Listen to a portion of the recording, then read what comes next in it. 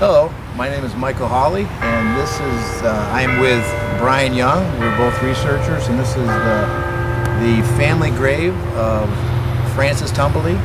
And notice that it's built of granite. What we have are 4 graves. The first grave here and the second one directly in front is the father, James Tumblety, spelled T-U-M-E-U-L-T-Y, and the mother's Margaret, and both have "May they rest in peace." And you can see that they're written probably by the same person that etched this in. Then over on this side we have the oldest brother, Lawrence Tumblety, also in an arc like the father, died 1898. He is buried in the very first plot on the left-hand side of Mom and Dad, and also underneath in Latin says rest in peace, but it's the Latin style. And the last one buried right here is Francis Tumblety. Different etching from the others, and it says died in 1903. And notice, Brian, notice that it does not say "May he rest in peace." This right here, again, so in this case, this was likely purchased by the only person that had money in the family was Francis Tumblety, so it was purchased by him probably when his mother Margaret died, 1873, when this was put together as "May they rest in peace." They're both together next to each other, and so 1873 about is the same time that the person that he used as his assistant liaison, Mark A. Blackburn, got married within a couple months of this. So it was clearly his boyfriend it was his boyfriend before this. This, just a few months later, is when he went to Europe and began his yearly trips to Europe. He did go one time in 1869, but 1873, that's when he went to Liverpool, where his sister lives near Liverpool. So this family stone was likely put in when Mother died, and with the etching the proper same way. And then also in 1898, when his oldest brother Lawrence died. Lawrence never married, so he was possibly, just like Francis, probably gay, but he was a little bit different. He was a gardener, stayed with his mother. Father died very early, 1851, so he was kind of the head of the household. And so this was likely also engraved by Francis Tumblety, or he had it done, because Francis Tumblety was still alive at the time. This one here has different writing. Notice the R's have curves in it, not like the others. So once Francis Tumblety died in St. Louis, did not want to have any family members know about it. So, but then his body was brought up here, so this was clearly done by a family member. And how curious that it doesn't say "rest in peace" in this case.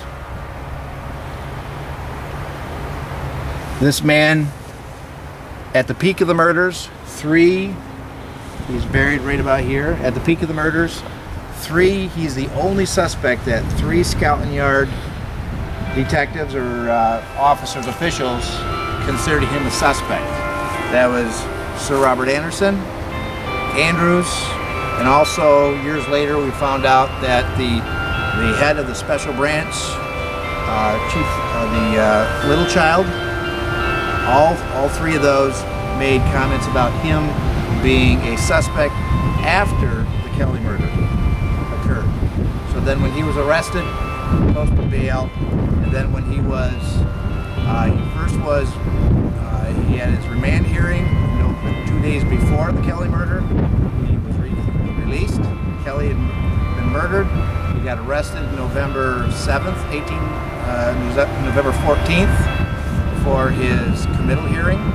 And so his committal hearing was to be committed to the next step up, from the magistrate to the Central Criminal Court, and he posted bail 2 days later, and by November 20th he had money cabled to him, and then by November 23rd he was seen in France on board ship on his way back to New York. So, but it wasn't until December 10th that the judge issued a warrant for his arrest for the gross indecency case. Yet November 23rd, Scotland Yard knew he was in France. Why would they know he was in France if there was no warrant out for his arrest?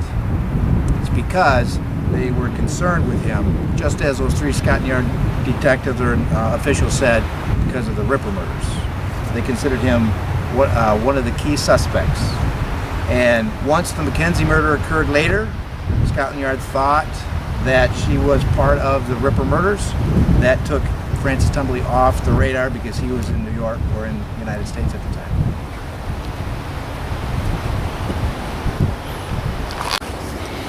This right here is the gravesite of the family of Patrick James Tumblety, or James Patrick, who is the nephew of Francis Tumblety. So Francis Tumblety's brother Patrick actually died in around 1851.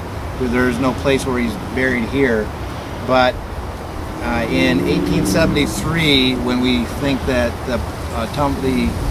when Tumblety's mother, Francis Tumblety's mother, died, they put that gravestone on there. That was right at the same time that Patrick changed his name to Tumilty. And when you look at the will of Francis Tumblety bequeathed 10 grand to 2 nieces in Rochester. James Patrick was still here, his nephew, didn't get a dime. This is actually James Patrick's son, Patrick James, who died in the 1870s. So, but James Patrick was actually a prominent citizen in Rochester, so the money that paid for this granite was likely himself.